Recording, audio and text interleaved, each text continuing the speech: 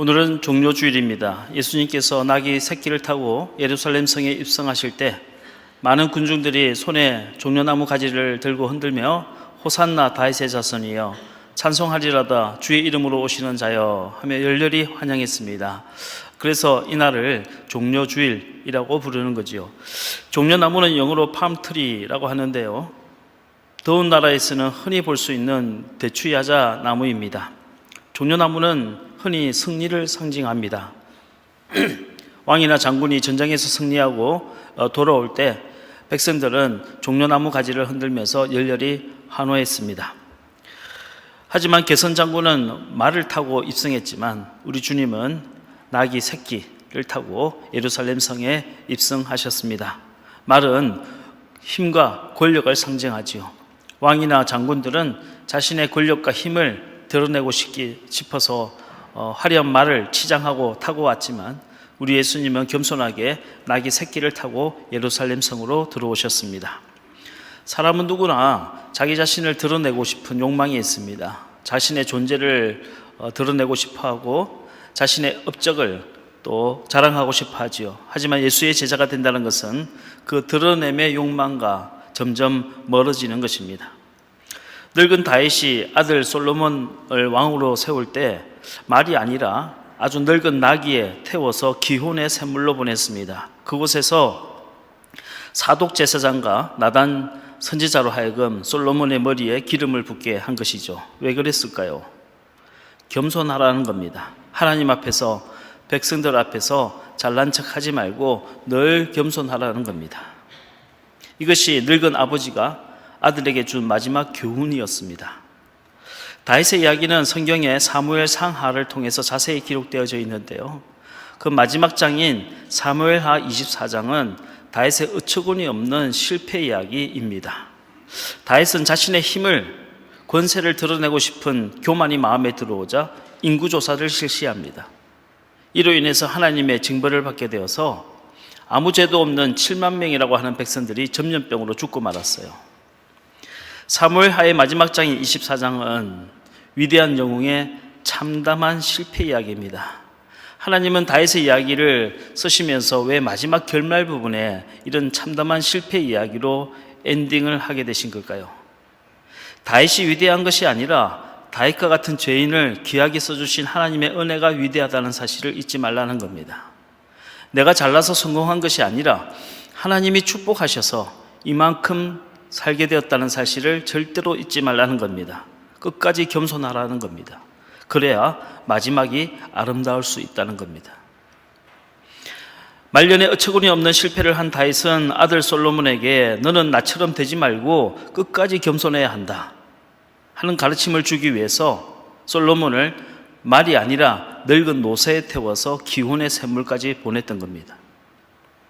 예수님께서 이 땅에 오시기 500년 전에 구약의 스가랴 선지자는 예수님께서 나귀 새끼를 타고 오실 것을 예언했습니다. 스가랴 9장 9절 말씀을 같이 한번 읽겠습니다. 시작. 시온에 따라 크게 기뻐할지어다. 예루살렘에 따라 즐거이 부를지어다.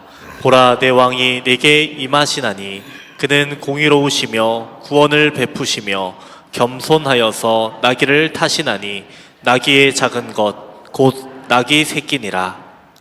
오늘 성경은 저와 여러분에게 나귀 새끼를 타신 예수님처럼 겸손하라고 말씀하고 계십니다.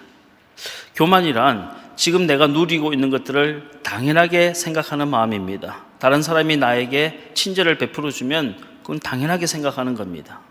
남들이 나에게 박수 칠 때 내가 진짜 잘난 줄 알고 당연하게 생각하는 것이 교만인 겁니다.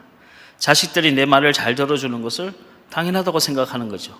반대로 부모님이 내가 다 사달라는 거 다 사주고 학비 대어주고 이런 걸 당연하다고 생각하는 겁니다. 하나님이 내 죄를 다 아시면서도 내 죄를 덮어주시고 용서해 주시고 나를 사용해 주시는 것을 마치 내가 믿음이 좋아서 그런 줄 알고 당연하게 생각하는 마음이 교만입니다. 그런데 이렇게 절대로 당연하지 않는 것을 당연하게 여기는 교만 때문에 인생이 넘어지고 실패하게 되는 겁니다.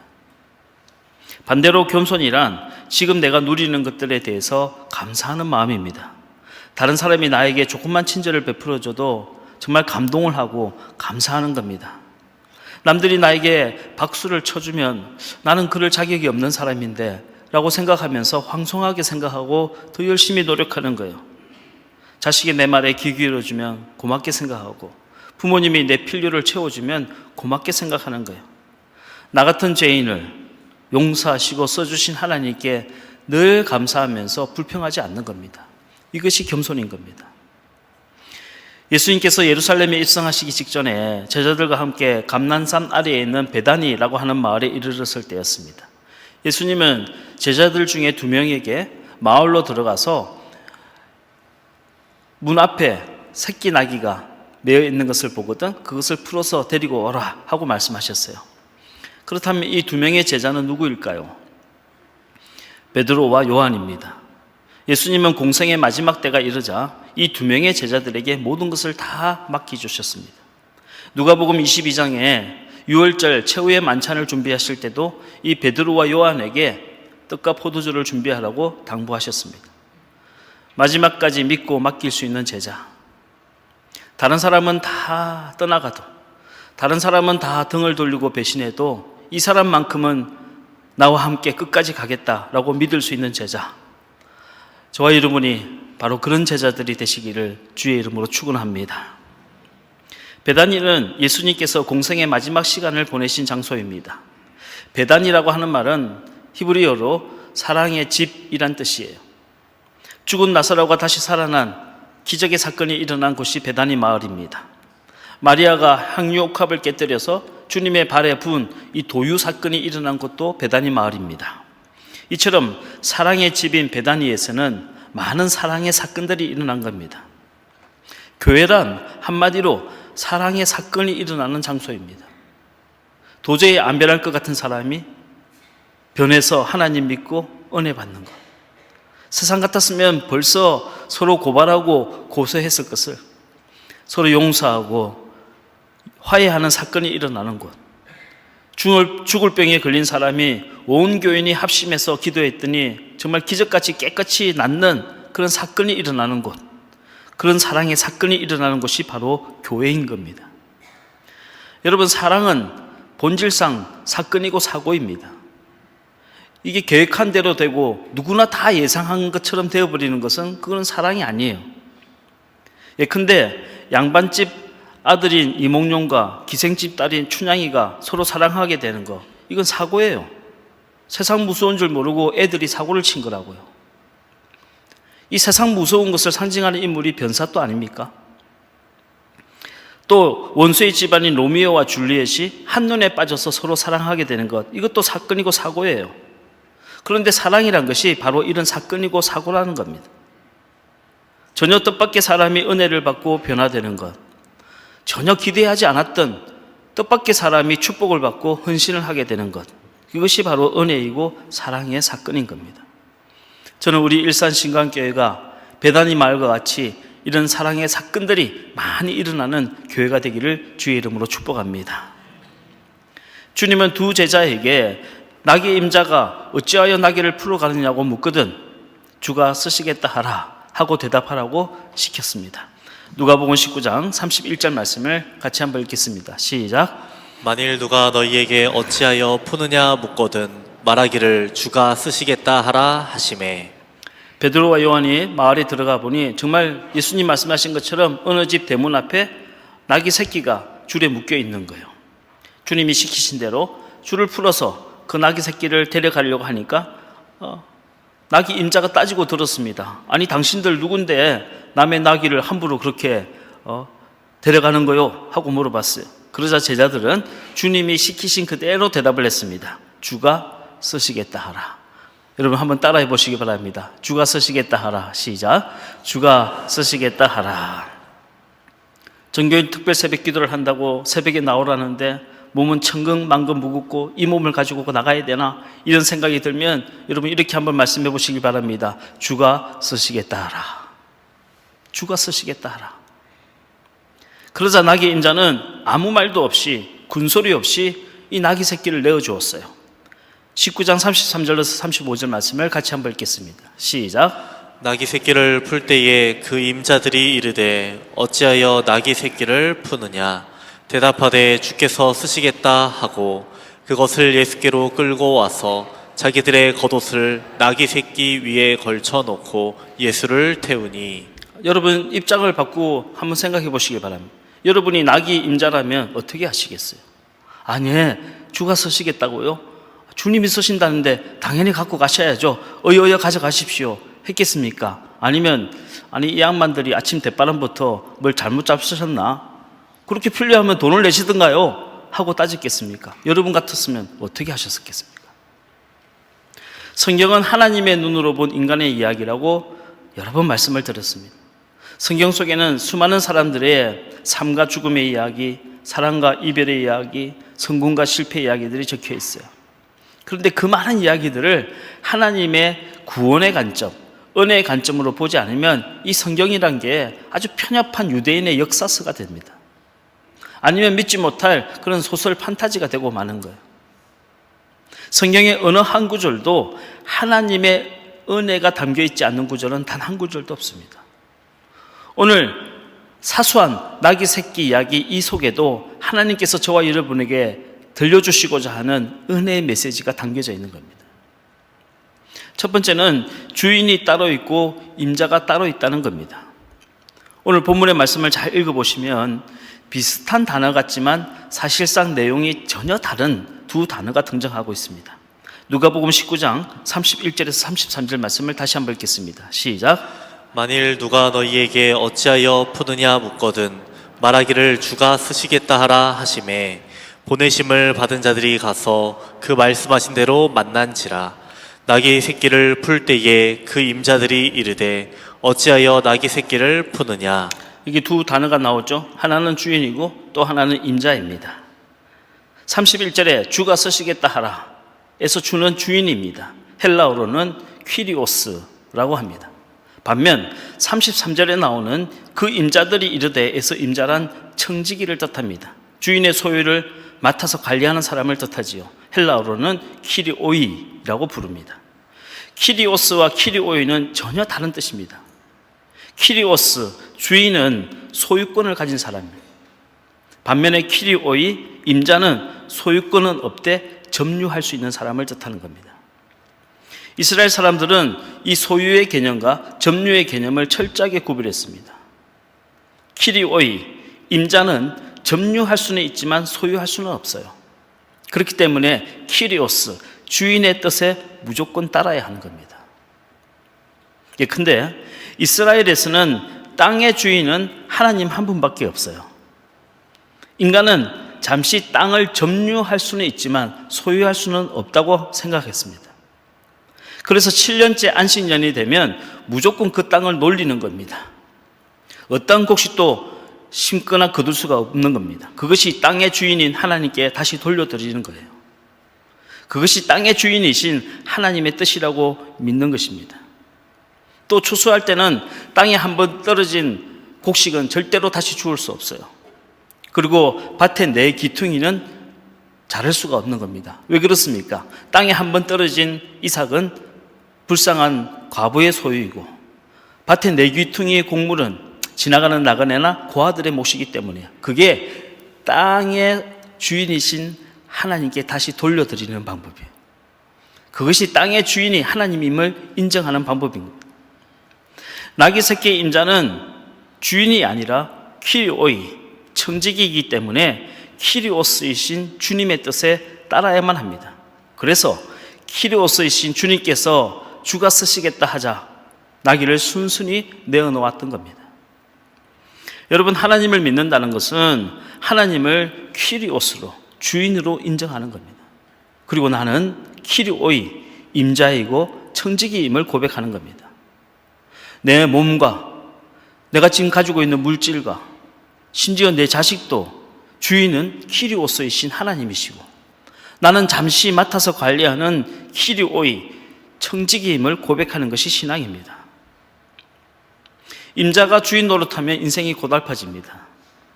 내가 물질의 주인이 되려고 하면요, 그 다음부터 억울한 일만 생겨요. 여러분 한번 잘 생각해 보십시오. 죽으라고 불어서요, 남한테 다 빼앗기는 거예요. 젊을 때부터 열심히 일해서 죽으라서 돈 벌면요, 나중에 나이 들어서 의사한테 뺏겨요. 변호사한테 뺏겨요. 우리 교회 의사도 몇 분 계시고 변호사도 계신데 진짜 죄송한데요. 인생이 그래요. 죽으라고 벌어서 누구한테 갖다 줘요? 의사한테 갖다 주고 변호사한테 갖다 주는 거예요. 그리고 남는 건 자식한테 다 뺏겨요. 그러니 돈이 내가 주인이라 생각하면 억울한 일만 생기는 거예요. 내가 내 몸의 주인이 되려고 하면 그다음부터 인생이 서글퍼져요. 왜 그렇습니까? 이게 내 건데 내 마음대로 안 되는 거예요. 나이 들고 병들고 죽는 겁니다. 하지만 퀴리 오이로 살면, 청지기로 살면 사는 게 편안해집니다. 잘 알아서 관리하다가 주인이신 주님이 가지고 오라 하면 돌려드리면 그만이에요. 억울할 일도 없고 분통할 일도 하나도 없는 겁니다. 내 몸이 내 거라고 생각하니까 함부로 막 굴리고 죄 짓는 것 아니겠습니까? 자식이 내 거라고 생각하니까 내 마음대로 못해서 안달복달하고 분통이 터지는 것 아니겠어요? 인생이 내 거라고 착각하니까 조금만 살기 어려우면, 조금만 억울하면 못 살겠다고 삶을 포기하는 것 아니겠습니까? 누가복음 12장에는 한 악한 종의 이야기가 나옵니다. 어느 날 주인이 먼 나라로 떠나면서 한 종에게 그 집을 맡아달라고 부탁했어요. 그런데 이 종은 주인이 아주 더디 올 거라고 생각했어요. 그래서 집을 엉망진창으로 관리했어요. 밑에 하인들을 못 살게 괴롭혀요. 날마다 곡간에 들어가서 곡식을 꺼내다가 술 마시고 흥청망청 썩고 살았습니다. 그런데 예수님께서 말씀하셨어요. 주인은 어느 날 갑자기 온다고 말씀하셨어요. 주인이 어느 날 갑자기 와서 그 악한 종을 심히 때리고 심판하실 거라고 말씀하셨습니다.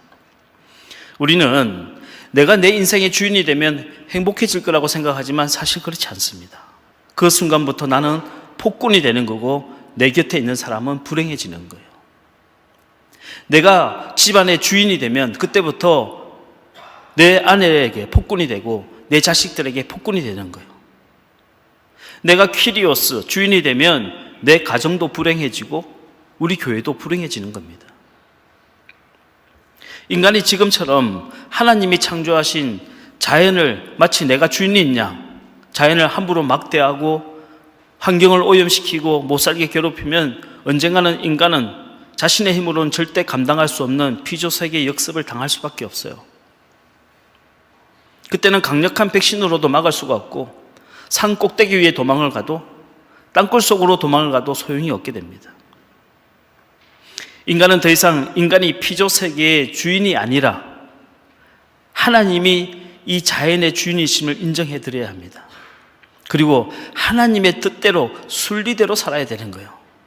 하나님이 창조하신 창조의 질서대로 살아야지 영리로서는 안 된다 하는 겁니다. 임자가 주인 노릇하면 끝이 아름답지 못합니다. 평생 정말 기도 많이 하고 헌신해서 교회를 잘 읽은 목사님들이 은퇴하면서 부끄러운 일을 당하는 이유는 한 가지예요. 자기가 교회 주인이라고 착각하기 때문입니다. 평생을 헌신하며 기업을 일구었던 사업가들이 결말이 좋지 못해서 자꾸 TV 뉴스에 나오는 이유가 뭡니까? 내가 그 기업의 주인이라고 생각하기 때문이에요. 성경적으로 말씀을 드리면 기업의 총수는 주인이 아니라 임자예요.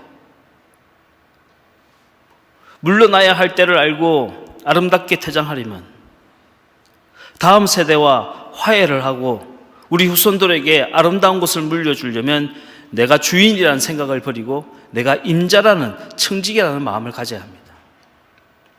여러분, 주인은 영원히 변함이 없지만 임자는 자꾸 바뀌는 거예요. 두 번째, 주가 쓰시겠다 하는 말씀은 주님의 십자가를 함께 지자는 뜻입니다. 요즘은 누구에게도 희생을 강요할 수 없는 시대입니다. 예전에는 5월달 가정의 달이 되면 그 어렵고 가난한 시절에 자식들을 위해서 부모님이 안 먹고 안 쓰고 고생해서 키워서 자식들이 복을 받았다 이런 설교를 많이 했는데 요즘엔 그런 설교하기가 참 힘들어요. 요즘엔 어머니는 짜장면이 싫다고 하셨지 이런 노래 부르면 애들이 이해를 못해요. 엄마는 유산슬을 더 좋아하나? 이렇게 생각하는 겁니다. 부모의 헌신, 부모도 잘 이해하기 힘들고 자식들도 그걸 이해하기 힘들어요.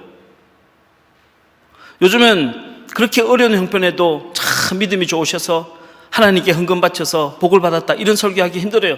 그랬다가는 헌금 강요하는 나쁜 목사라고 낙인 찍힐 겁니다.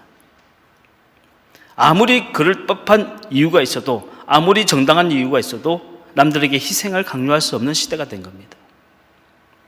그런데도 우리 주님은 너무나도 당당하게 십자가를 지라고 희생하라고 말씀하시는 겁니다. 누가복음 9장 23절 말씀 같이 한번 읽겠습니다. 시작. 또 무리에게 이르시되 아무든지 나를 따라오려거든 자기를 부인하고 날마다 제 십자가를 지고 나를 따를 것이니라. 여러분, 세상에 누가 남들이 안 지는 십자가를 지고 싶어 하겠습니까? 세상에 누가 남들 안 하는 고생을 사서 하고 싶겠습니까?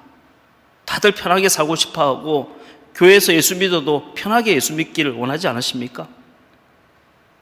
그런데 주님은 왜 자기 몫에 태인 십자가를 지고 따라오라고 말씀하신 걸까요? 그 십자가가 결국은 나를 구원하기 때문에. 어느 권사님이 그런 간증하시더라고요. 그 권사님은 평생을 너무 힘들게 하나님을 믿었어요. 어릴 때는 믿지 않는 부모 때문에 교회 갈 때마다 구박을 받았어요. 결혼한 이후에는 이 남편이 한량이라 평생을 식당 일을 하면서 살았습니다. 그런데 하루는 너무너무 힘이 드니까 하나님께 울면서 그렇게 기도를 했대요. 하나님, 저 너무 힘들어요. 너무 힘들어서 이제 못하겠어요. 그리고 그날 밤에 꿈을 꾸었습니다. 이 권사님이 커다란 십자가를 등에 메고 힘겹게 광야길을 걸어가고 있는 거예요. 너무 힘들어서 쓰러지기 일보 직전에 마침내 우리 예수님을 만나게 된 겁니다. 그녀는 주님께 말했어요. 주님, 저 너무 힘들어요. 주님은 목수시잖아요. 그러니 이 나무 십자가 좀 잘라주세요. 예수님께서 아무 말씀도 없이 톱으로 그 나무 십자가를 잘라주셨어요. 그렇게 한참을 더 가다 보니 또 힘들다는 생각이 든 거예요. 권사님이 주님께 또 말했습니다. 주님, 그래도 힘들어요. 주님 목수시잖아요. 이 나무 십자가 좀 더 잘라주세요. 이번에도 예수님은 아무 말씀도 없이 톱으로 그 나무 십자가를 잘라주셨어요. 이렇게 십자가를 3번이나 자르고 나니까 십자가는 아주 작아지고 한 손에 들 수 있을 만큼 가벼워졌어요. 그런데 갑자기 눈앞에 요단강이 나타난 겁니다. 이 요단강은 여호수아와 이스라엘 백성이 요단강을 건널 때처럼 강물이 범람해서 강둑같이 차올랐어요. 그리고 그 건너편에 천국이 보이는 겁니다. 그런데 그곳에 온 사람들이 하나둘씩 다 자기가 들고 온 십자가를 강둑에 놓더니 그 십자가 위를 걸어서 건너편 천국으로 들어가는 겁니다. 이 권사님도 자기 십자가를 강둑에 놓아봤지만 너무 작아버렸어요. 톱으로 잘라서 너무 작아진 이 십자가 강물에 덩실덩실 떠내려가고 말았던 겁니다. 이 권사님은 강둑에 주저앉아 소리내어서 엉엉 울었어요. 나는 못 가는구나. 나는 못 가는구나. 그렇게 한참을 울다가 잠에서 깨어난 겁니다. 주님은 우리에게 말씀하셨습니다. 누구든지 나를 따르거든 자기를 부인하고 제 십자가를 지고 나를 따를 것이니라. 여러분, 지금 여러분 등에 있는 십자가가 무거우십니까? 왜 남들은 안 지는 십자가 나만 지고 가는지 이해가 안 되십니까? 어떤 사람은 부모 등에 업혀서 쉽게만 가는데 나는 왜 부모의 형제, 자식들까지 등짝에 주렁주렁 매달고 살아가야 하는지 원통하십니까? 톱으로 여러분의 십자가 싹둑 잘라버리고 편하게 예수 믿고 싶으십니까? 여러분이 지고 있는 그 십자가 여러분의 생명입니다. 그 십자가 덕분에 아직까지 죄의 물결에 떠내려가지 않은 겁니다. 그 십자가 덕분에 감사하게도 우리 예수님 만나서 하나님 믿게 된 겁니다. 그 십자가 덕분에 마침내 요단강을 건너가 천국에 들어가게 될 줄로 믿으시기 바랍니다. 저는 한때 하루하루 사는 게 참 무거운 짐이라는 생각을 한 적이 있습니다. 그래서 저는 그때 언제나 먼 미래를 꿈꿨어요. 오늘 하루는 힘들고 고달프고 참 보잘것없지만 먼 미래를 꿈꾸면서 오늘 현실을 잊어버리고 그 현실의 짐으로부터 도피하고 싶은 마음이 있었던 것 같아요. 그런데 은혜를 받고 나니까 생각이 바뀌었어요. 오늘 하루 나에게 주어진 시간이 나에게 가장 큰 선물이라는 사실을 깨닫게 되었습니다.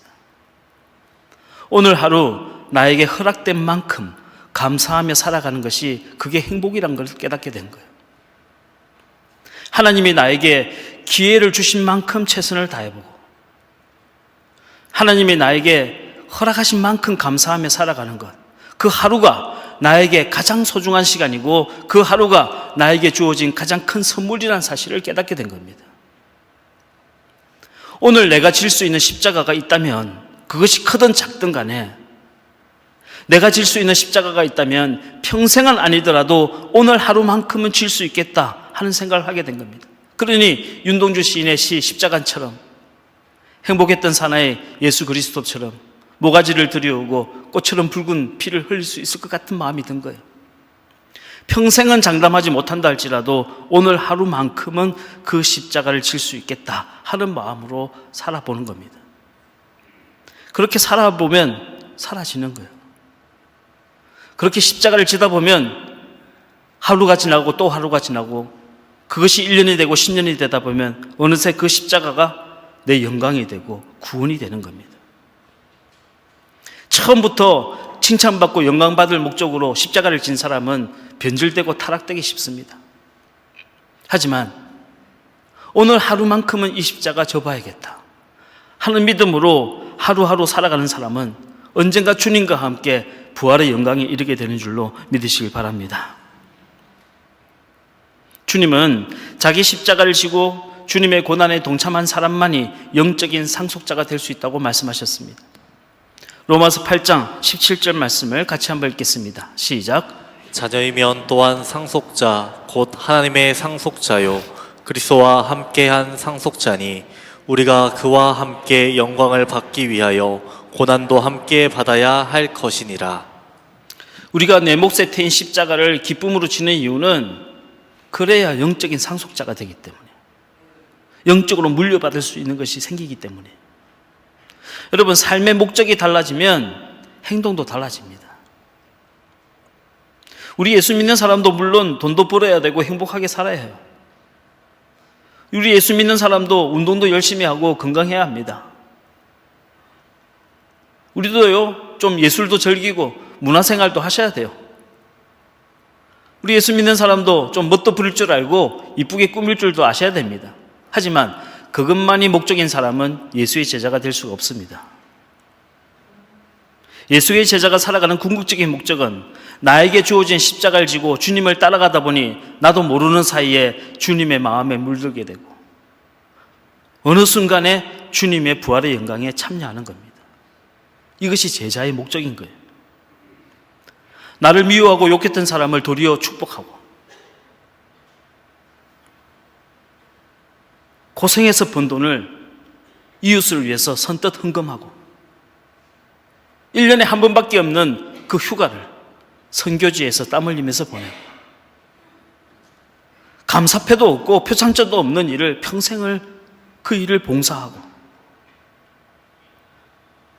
내가 손해를 당하고 욕을 먹을수록 주님은 영광 받으시겠지라고 생각하며 기쁘게 생각하는 사람들, 그들에게는 세상 사람과는 다른 목적이 있는 겁니다.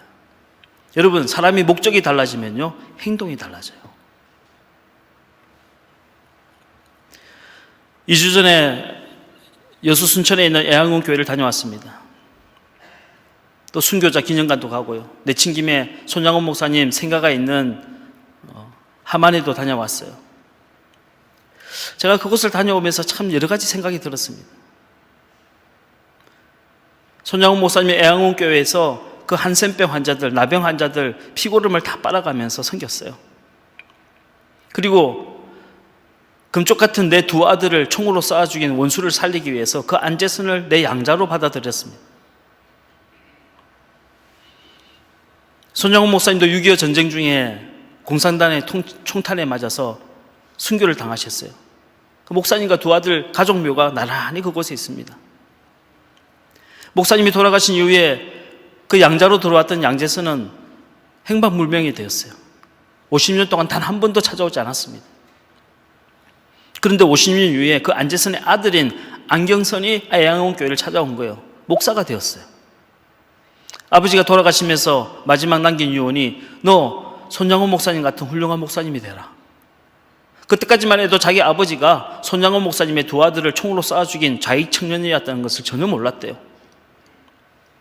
나중에 이 사실을 알게 된 안경선은 신학교에 가서 목사가 되었어요. 그리고 애양교회를 찾아갔어요. 부흥회를 인도하면서 전한 첫 번째 말씀이 뭐냐? 오늘 본문의 말씀, 주가 쓰시겠다 하라입니다. 성자의 두 아들을 죽인 원수의 아들도, 예수의 제자들을 잡아가두고 핍박했던 바울도, 예수님을 3번이나 부인하고 배신했던 베드로도 주가 쓰시겠다 하면 쓰임 받는 겁니다. 이번에 알게 된 것은 그 안재선의 아들 안경선 목사님이 저 어디에 있는가 여쭤봤더니 저 아프리카 부룬디라고 하는 나라에 나갔어요. 왜? 양 할아버지와 똑같이 한센병 환자들, 나병 환자들을 섬기기 위해서 부룬디에 있는 나병 환자촌에서 지금 선교사로 섬기고 있다는 겁니다. 목사님의 고향인 하만에 가면 지금 영상에서도 잠깐 보셨지만 순교자 기념관이 잘 지어졌어요. 그 기념관을 세우고 기념관 관장을 그 안경선 목사님한테 부탁했다는 거예요. 그런데 그 좋은 자리를 다 마다하고 한국 사람도 없는 아프리카 부룬디에 나가서 나병 환자들 섬기고 있는 거예요. 여러분, 주가 쓰시겠다 하면 아무도 못 말리는 거예요. 사랑하는 성도 여러분, 여기 연세 드신 분들한테는 좀 죄송한 말씀이지만 인생이 정말 빨리 가지 않습니까? 학수고대 했는데 지난주에 드디어 우리 교회 옆에 벚꽃이 터지고 막 목련꽃이 터져 나오고 얼마나 이쁜지 몰라요.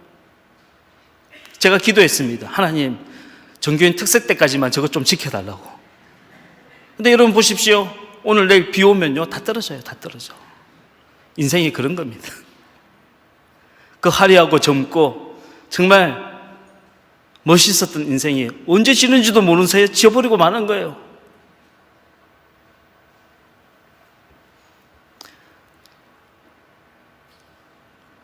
얼마 전에 제가 우리 교회 온 지 18년 됐다니까 어떤 분이 깜짝 놀라시더라고요. 제 생각으로는 한 몇 년 지나갔나 했는데 벌써 20년이에요. 여러분 인생의 마지막까지 주가 쓰시겠다 하라. 주께서 쓰신 인생 되시길 바랍니다.